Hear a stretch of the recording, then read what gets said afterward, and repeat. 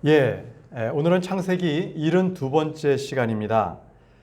불과 장작을 보소서라는 이삭의 물음입니다. 말씀은 창세기 22장 3절에서 7절 말씀을 공부하도록 하겠습니다. 그러면 먼저 3절 말씀을 보겠습니다. 그리하여 아브라함은 아침에 일찍 일어났으니 그의 나귀의 안장을 얻고 그와 함께한 자기 청년들 중 2명과 자기 아들인 이삭을 데리고 번제물에 사용할 장작을 쪼갰으며 일어나 하나님께서 자신에게 알려주었던 그 장소로 갔더라. 자, 아브라함은요, 주께서 명령을 하셨을 때 그것을 아침에 일찍 일어나서 순종을 했습니다. 주께서 말씀하셨을 때 늘 아브라함은 왜? 라는 질문을 하지 않았습니다. 주님께서 하라고 하시면 그대로 행했던 것이죠. 그가 자기 친족을 떠나서 주께서 가라고 하셨을 때 그는 또 지체 없이 그것을 떠났습니다. 그는 어떤 자기의 생각이나 자기의 의견, 불평을 내놓지 않고 주님께서 떠나라 하시면 머뭇거리지 않고 바로 떠났던 것입니다. 자, 아브라함은 오늘 아침에 바로 일어나서 나귀의 안장을 얻고 이삭과 그리고 자기 청년들 그리고 번제물에 쓸 나무를 이렇게 가지고 이제 모리아산으로 출발을 했습니다. 모리아산, 분명히 목적지가 있는 출발이었습니다. 그것은 갈 바를 알지 못해 갈대아 우르를 떠났던 그때하고는 전혀 다른 상황입니다. 이제 번제물에 사용할 장작을 쪼갰다고 했습니다. 자, 그럼 여러분, 번제물이라는 것은 불로 태워서 굽는 겁니다. 제물을 굽는 거죠. 거기에 장작이 필요합니다. 그래서 이스라엘 백성이 출애굽을 했을 때에 그때 6월절 날 어린 양을 먹을 때 그 어린 양은 삶아서는 안 됐습니다. 반드시 구워야만 했습니다. 직접 불에 구운 것, 그것을 주님께서 원하셨어요. 출애굽기 12장 8절 말씀에 그런 다음에 그들은 그 밤 불에 직접 구운 고기, 어린 양입니다. 불에 직접 구운 고기와 누룩이 들어있지 않은 빵을 먹을지니 그들이 쓴 야채들과 함께 그것을 먹을지니라라고 하셨습니다. 왜 직접 구우라고 하셨나요? 어린 양을 직접 구우라고 한 것은 나중에 십자가에서 예수 그리스도의 예표가 되기도 합니다. 예수님께서는 갈보리 언덕의 그 십자가에서 직접 지옥을 체험을 하셨습니다. 그래서 지옥에서 직접 다녀오시고 그 갈증을 주님께서 몸소 경험하셨던 것이죠. 요한복음 19장 28절에 보게 되면 주님께서는 내가 목마르다고 하셨습니다. 이런 일 후에 예수님께서 이제 모든 것들이 이루어졌음을 아시고 성경 기록이 성취되게 하시려고 말씀하시기를 내가 목마르다 하시니라. 목마르다. 그것은 바로 지옥에 대한 그 뜨거움을 주님께서는 성경 기록을 완치하시려고 말씀하셨습니다. 내가 목마르다. 지금 아브라함은 하나님으로부터 시험을 받고 있는 중입니다. 너희 아들을 번제물 불로 태워서 나에게 바치라는 겁니다. 이게 뭡니까? 아브라함은 지금 영적 싸움, 전쟁터에 있는 겁니다. 겪고 사람의 생각으로는 도저히 이해할 수 없지만 주님께서 영적으로 하라고 하신 그 명령, 그것을 싸우고 있는 거예요. 그대로 영적 전쟁터에서 영적 싸움에서 그는 승리하기 위해서 주의 명령을 수행하고 있는 겁니다. 히브리서 말씀을 보시면 히브리서 12장 3절에서 4절 말씀에 그런즉 자신을 대적하는 죄인들의 그와 같은 반박을 견뎌내신 그분을 깊이 생각하라. 이는 너희로 하여금 너희들의 생각들 속에서 지치고 낙담하지 않도록 하려 함이라. 내가 죄를 대적하여 분투하여도 아직 피 흘리기까지 정하지는 않았느니라라고 했습니다. 아직 피 흘리기까지는 정하지 않았다. 이 얘기는 무슨 말씀입니까? 바로 우리 그리스도인들이 싸워야 할 것은 육신적인 싸움이 아니라 영적인 싸움이라는 거예요. 혈과 육에 대한 그런 저항이 아니라 우리는 믿음의 선한 싸움을 싸워야 한다는 것입니다.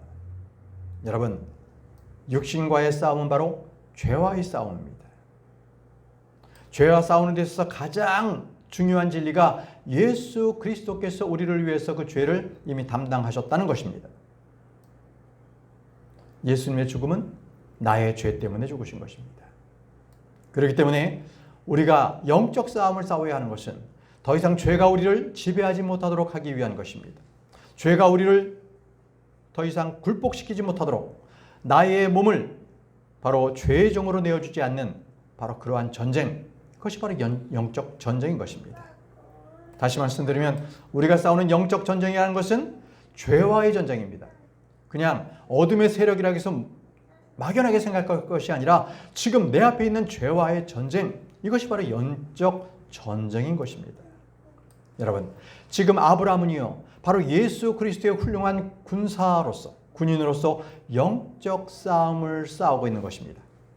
말씀 보십시오. 디모데후서 2장 3절입니다. 디모데후서 2장 3절.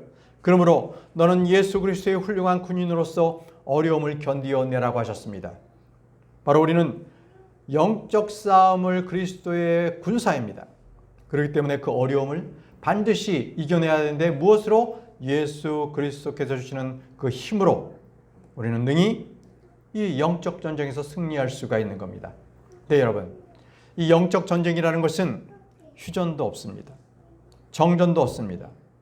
저와 여러분들은 이미 영적 전쟁의 전쟁터에 배치된 군사들입니다. 그러면 우리는 어떻게 해야 합니까? 우리는 날마다 자기를 부인해야 합니다.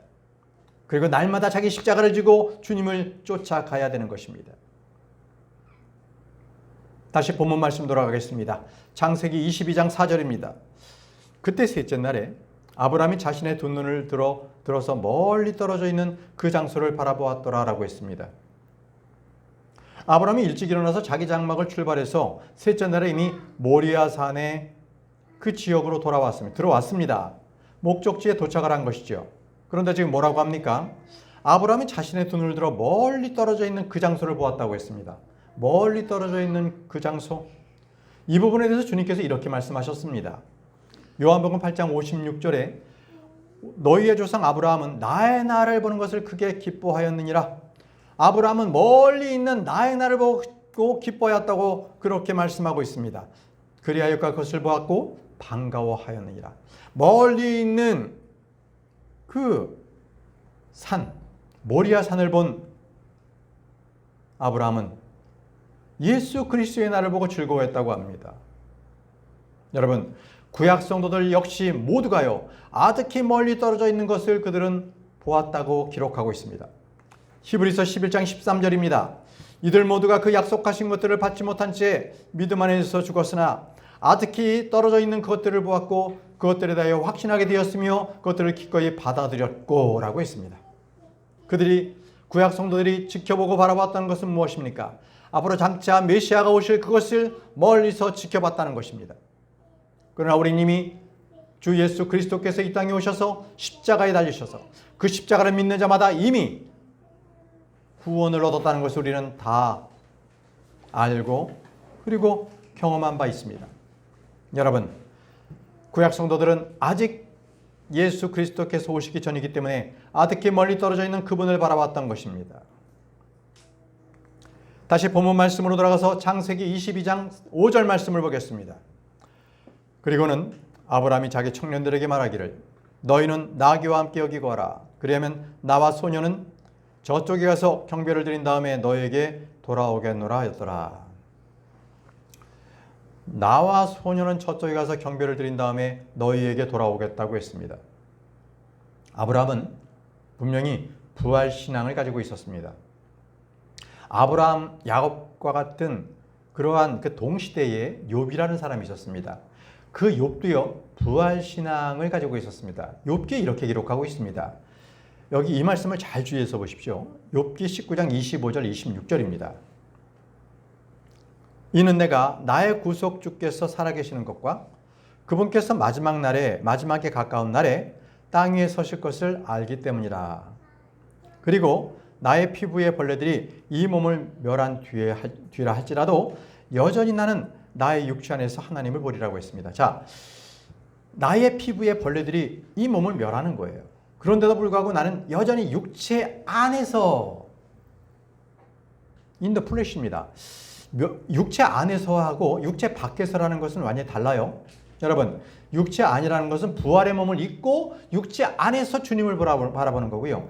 육체 밖이라는 것은 몸을 입지 않고 그냥 혼 상태에서 주님을 바라보기 때문에 이것은 육신의 부활이 아닌 겁니다.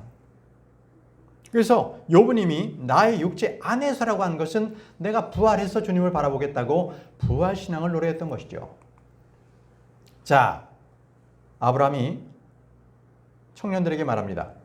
나와 소녀는 너희에게 돌아오겠노라. 나와 소녀는 너희에게 돌아오겠노라. 자, 아브라함은요, 이삭을 번제물로 드리지만 주님께서 반드시 이삭을 부활시켜 주실 것을 믿었습니다. 그렇기 때문에 그는 자신 있게 그의 청년들에게 나와 소녀는 저쪽에 갔다가 다시 돌아올 것이라고 그렇게 힘주어 말하고 있는 것입니다. 보시죠. 히브리서 11장 19절에 하나님께서 심지어 죽은 자들로부터 그를 일으키실 수 있다고 여겼으므로 아브라함 또한 이삭을 죽은 자들로부터 하나의 모형으로 받은 것이라. 이게 무슨 말씀입니까?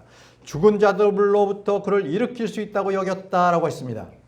여러분, 아브라함이 이삭을 번제물로 바쳐서 그를 죽여서 주님께 드린다 할지라도 반드시 주님께서는 이삭을 다시 살려내실 수 있다라는 그 믿음, 바로 부활신앙이 아브라함에게 있었다는 것입니다. 자, 그렇기 때문에 아브라함은 청년들에게 내가 이삭과 함께 다시 돌아오겠다고 말하고 있는 겁니다. 그냥 허풍을 떠는 게 아니에요. 그는 이삭을 자기가 가지고 있던 단도로 찔러 죽이려고 했어요. 왜? 번제물로 드려야 되니까. 그때 주님께서 말리셨죠. 그를 시험해서 그는 통과가 됐던 것입니다. 자, 다음 말씀입니다. 창세기 22장 6절입니다.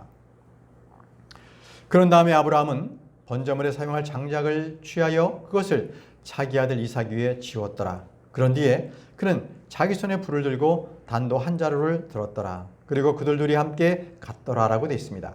여기서 보게 되면요, 자기 아들 이삭 위에 지웠다고 했습니다. 뭐를? 장작을요.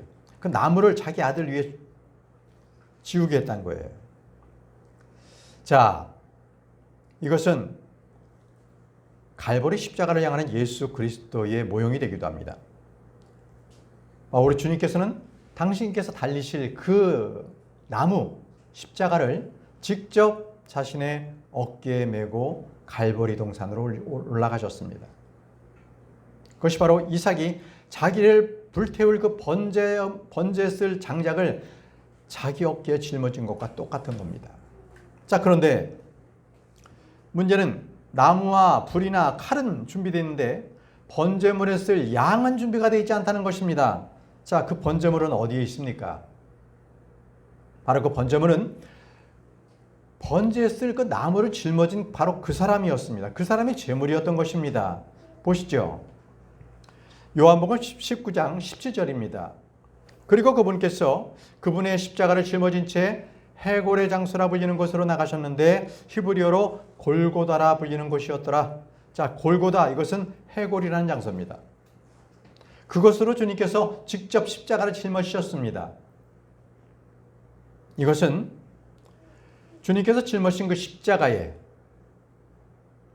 그분께서 달리심으로 바로 우리의 모든 죄를 담당하셨던 것입니다. 보시죠. 베드로전서 2장 24절 말씀입니다. 그분께서 친히 나무 위에 달린 자기 자신의 몸으로 우리의 죄들을 담당하셨으니 죄들에 죽은 우리가 의에는 살게 하려 하심이라. 그분께서 맞으신 채찍들로 인하여 너희가 치유되었느니라. 자, 그분께서 친히 나무에 달린 자기 자신의 몸으로 우리의 죄들을 담당하셨다고 합니다. 여러분, 주님께서 우리의 죄를 위해서 십자가에 달려서 그 죄를 담당하셨다면 우리 역시 우리 자신의 십자가를 져야 합니다. 우리의 몸을 하나님께서 기뻐하시는 희생제물로 주님께 드려야 합니다. 로마서 12장 1절의 말씀에 그러므로 형제들아 내가 하나님의 자비들로 인하여 너희에게 간청하노니 너희는 너희의 몸을 거룩하고 하나님께서 기꺼이 받으실 만한 살아있는 희생제물로 드리라. 이것이 너희의 합당한 섬김이라고 말씀하셨습니다. 너희의 몸을 거룩하고 하나님께서 기뻐 받으실 만한 살아있는 희생제물로 드리라고 했습니다. 뭐를요? 우리 자신의 몸을. 여러분, 주님께서는요, 그분 자신의 몸을 감미로운 향기를 드리는 제물이자 영원한 희생물로 하나님께 바치신 분이십니다. 주님께서 그러셨어요. 에베소서 5장 2절 말씀에 그리고 그리스도께서도 우리를 사랑하신 것 같이 또 우리를 위하여 자신을 감미로운 향기를 내는 제물이자 희생제물로 하나님께 드리신 것 같이 사랑을 해서 살아가라고 했습니다. 여러분, 우리의 몸을 희생제물로 주님께 드린 바로 그 이유는 예수 그리스도께서 그 몸을 이미 감미로운 향내로 그 몸을 주님께 드리셨기 때문입니다. 자, 본문 말씀 다시 돌아가겠습니다. 창세기 22장 7절입니다. 그러다가 이삭이 자기 아버지 아브라함에게 일러 말하기를 나의 아버지가 하였으니 그가 말하기를 내 아들아 내가 여기 있노라 하였더라. 이에 그가 말하기를 불과 장작을 보소서 그러나 번제물을 위한 어린 양은 어디 있나 할까 하였더라. 자, 이삭이 물었습니다. 분명히 아버지 불과 장작은 분명히 여기 있는데 번제물에 쓸 그 제물은 어디 있습니까? 그 어린 양은 어디 있습니까? 이렇게 물었습니다. 여러분, 여기서 말이죠, 우리 중요한 것을 하나 알아야 합니다. 보통 영화라든지 일반 성화에서는 번제물에 쓸 이삭을 아주 10살 정도의 어린아이로 이렇게 비유하고 있습니다. 그런데 실제 연대기상으로는요, 이때가 바로 BC, 주님 오시기 1896년경이었습니다. 아니, 그때 1896년에 이삭이 태어났고 바로 1863년, 33년이 흐른 뒤에 이삭을 바치게 되는 거예요. 그럼 이삭이 몇 살이에요? 33살입니다. 예수 그리스도께서 십자가에 달리실 때가 언제예요? 33살이었습니다. 그리고 3년 후에 BC 1860년에 어머니 사라가 죽습니다. 그래서 연대기는 분명히 말하고 있습니다. 이삭이 번제물로 바쳤을 때 그는 예수 그리스도가 십자가에 달리셨던 그 나이 33살의 나이였다는 것입니다. 그런데 생각해 보세요. 33살의 나이였는데 아버지가 번제물로 바치려고 그의 몸을 묻고 장작 위에 올려놓았을 때 그가 반항했나요? 어린 양처럼 잠잠했습니다. 그것이 바로 이삭의 순종이었습니다. 이삭은 물었습니다. 이삭은 번제물로 무엇이 쓸 것인지 이미 그것을 알고 있으면서 물었습니다. 번제물을 위한 어린 양은 어디 있습니까? 번제물을 위한 어린 양은 어디 있습니까? 여러분, 이것은 이삭이 어렸을 때부터 분명히 하나님께 바쳐질 동물, 제물은 무엇이 되어야 된다는 것을 알았습니다. 그것은 어린 양이었습니다. 여러분, 그가 말합니다. 불과 장작을 보소서. 여기서 불은요, 지옥을 상징합니다. 지옥입니다.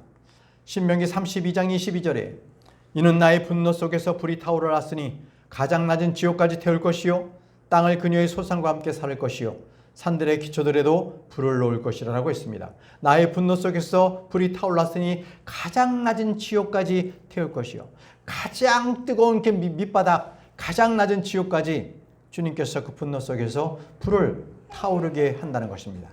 이것은 바로 하나님 자신이 불로 태워버리시는 불이시라는 거예요. 하나님께서는 불이시다. 히브리서 12장 29절입니다. 히브리서 12장 29절 이는 우리 하나님께서는 태워버리시는 불이시기 때문이라. 우리 하나님께서는 태워버리는 불이라고 말씀하십니다. 여러분, 이스라엘이요, 주님을 처음 만날 때 어떻게 만났습니까? 그들은 불 한가운데 계시는 주님을 바라보았습니다. 그래서 그들은 알았어요. 하나님께서는 불로 응답하시는구나. 그래서 그들은 말하죠. 우리 하나님께서는 태워버리시는 불이시다.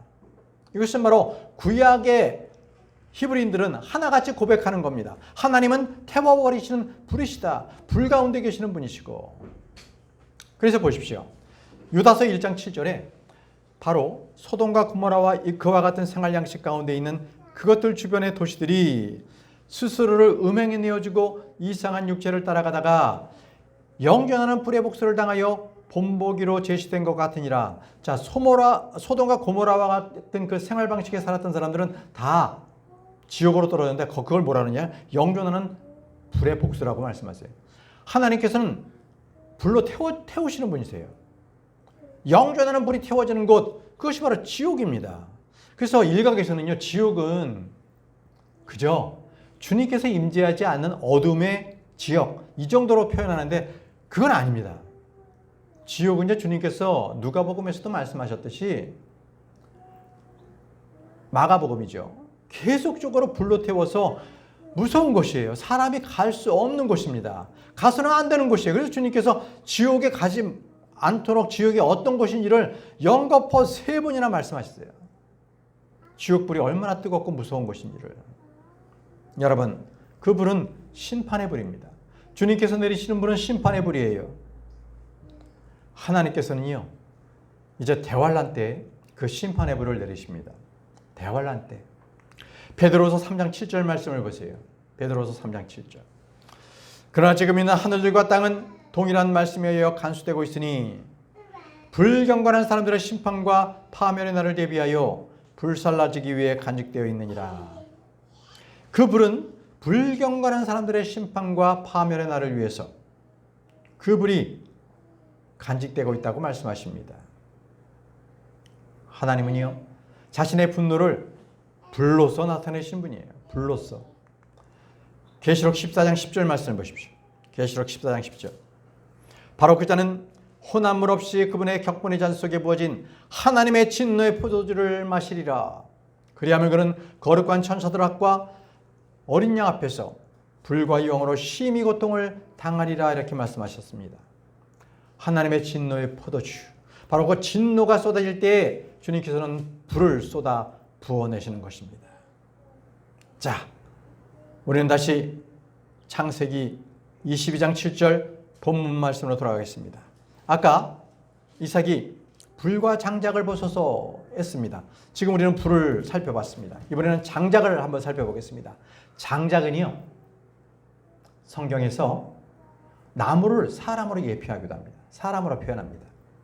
예레미야 5장 14절 말씀해 보시면요, 이러한 이유로 만군의 주 하나님이 이같이 말하노라. 너희가 이 말을 내뱉은 까닭에 보라, 내가 너희 입안에 있는 나의 말들을 불로 이 백성은 나무로 만들겠으니 그것이 그들을 집어삼키리라. 주님께서는 불로 심판하시는 분이신데 사람을 나무로 만들겠다고 말씀하십니다. 불로써 타게 되는 그 장작과 같이 사람을 나무로 만들어서 심판하시겠다는 거예요. 아가서에서는요, 자신이 사랑하는 사람, 바로 그분을 사과나무라고 표현했어요. 사과나무.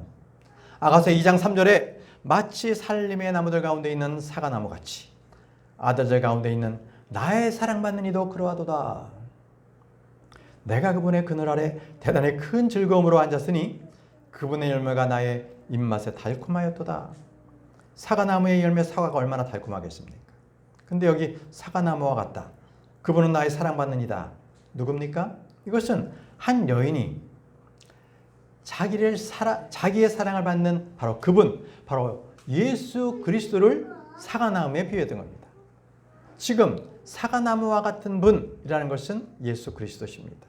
주님께서 오시는 것에 대해서 신부로서 그분을 사랑하고 그분을 맞이할 준비의 마음을 표현하고 있는 겁니다. 여러분, 주님께서 맺는 열매는 바로 성령의 열매입니다. 그것들은 우리의 입에는 매우 달콤한 것들입니다. 자, 또 다시 보시죠. 사람을 나무로 표현한 경우 예레미야 17장 8절입니다.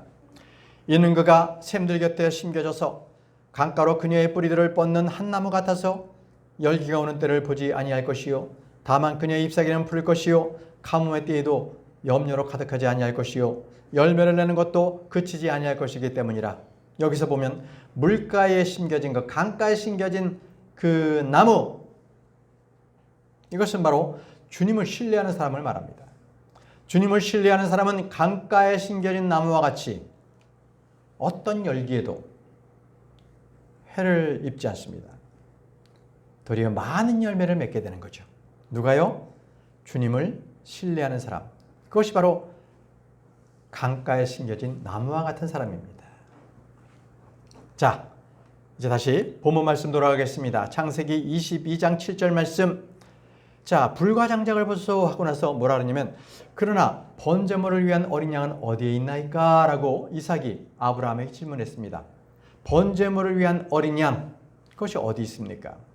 여러분, 지금 이삭은요, 본인의 질문을 통해서 그 이후에 온 인류에게 가장 중요한 질문을 던지고 있는 겁니다. 번제물을 위한 어린 양, 그 어린 양은 어디에 있습니까? 여러분, 신약 성경에서 가장 첫 번째 질문이 무엇인지 아십니까? 그것은 바로 어린 양을 찾는 질문이었습니다.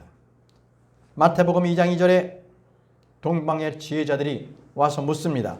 말하기를 유대인들의 왕으로 태어나신 분은 어디에 계시는가? 이는 우리가 동방에서 그분의 별을 보았고 그분께 경배드리고자 왔기 때문이라 하니라.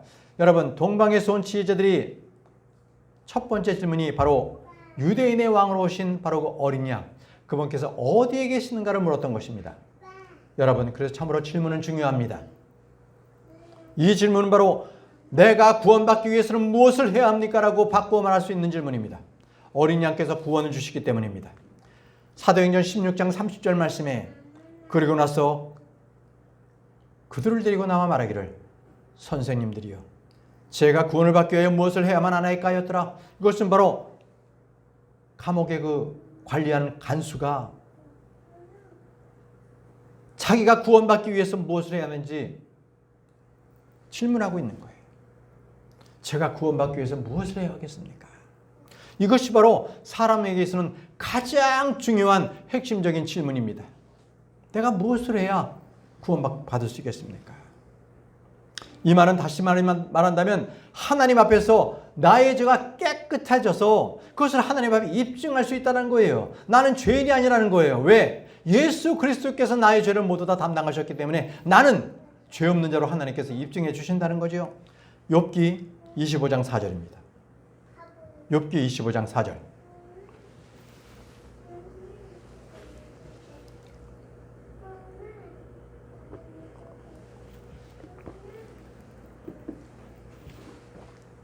자, 제가 읽겠습니다. 욥기 25장 4절. 그렇다면 어떻게 사람이 하나님과 함께 정당함을 입증받을 수 있겠느냐? 혹은 어떻게 여자에게서 태어난 자가 깨끗할 수 있겠느냐? 자, 여자에게서 태어난 죄의 피를 물려받은 모든 사람은 깨끗할 수가 없습니다. 그런 모든 자들은 하나님 앞에서 정당함을 입증받을 수가 없습니다. 그러나 구원받은 사람은 예수 그리스도로 그 피가 깨끗하게 씻겨진 사람은 하나님 앞에서 정당함을 입증받은 겁니다. 죄 없다, 의롭다함을 받은 것입니다.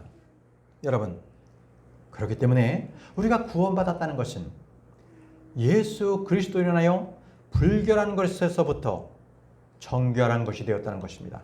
불결한 것에서 정결하게 되었다. 욥기 14장 4절 말씀입니다.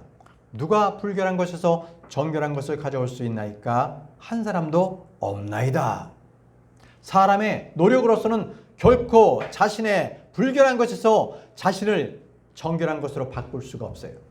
몸이야 물로 칠 수 있겠지만 내 마음에 더러운 죄는 결코 그 부정한 것, 불결한 것을 정결하게 깨끗하게 씻길 수가 없다는 거예요. 왜요? 사람은 자기 스스로 구원할 수가 없습니다.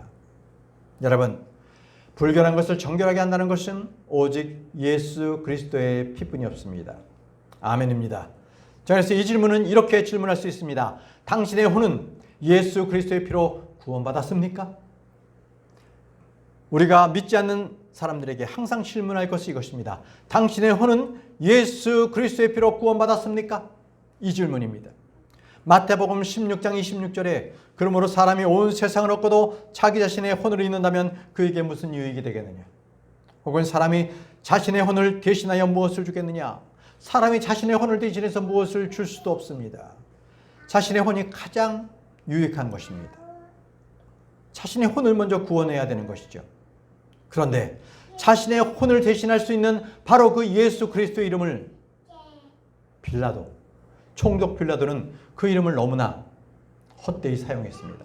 헛되이 불렀습니다. 보시죠. 마태복음 27장 22절 오늘 마지막 말씀입니다. 마태복음 27장 22절 빌라도에게 그들에게 말하기를 그렇다면 내가 그리스도라 불리는 예수를 어떻게 하라 하니라. 그들 모두가 그에게 말하기를 그가 십자가에 못 박히도록 하소서 하니라. 여러분, 빌라도는 예수 그리스도께서 죄가 없는 걸 알았어요. 그는 예수님을 놓아줄 수 있었습니다. 그럼에도 그는 정치인이었기에 사람들의 눈치를 봤습니다. 내가 이 그리스도라는 사람을 어떻게 했으면 좋겠느냐, 예수라는 사람을 어떻게 했으면 좋겠느냐, 자신이 판단하지 않고 자신이 판결하지 않고 민중들에게 의견을 들었습니다. 이런 재판이 어디 있어요? 여러분, 이것은 믿지 않는 자들이 예수 그리스도 이름을 헛되이 부르기 때문에 그렇습니다. 그러나 저와 여러분들은 예수 그리스도를 믿어 혼의 구원을 얻은 사람입니다. 저와 여러분들은 영원한 생명을 얻은 사람들입니다. 여러분, 우리는 예수 그리스도 그 이름을 높이고 그 이름의 능력으로 살아가시기 바랍니다. 오늘 이상으로 오늘 강의를 마치도록 하겠습니다. 기도하겠습니다.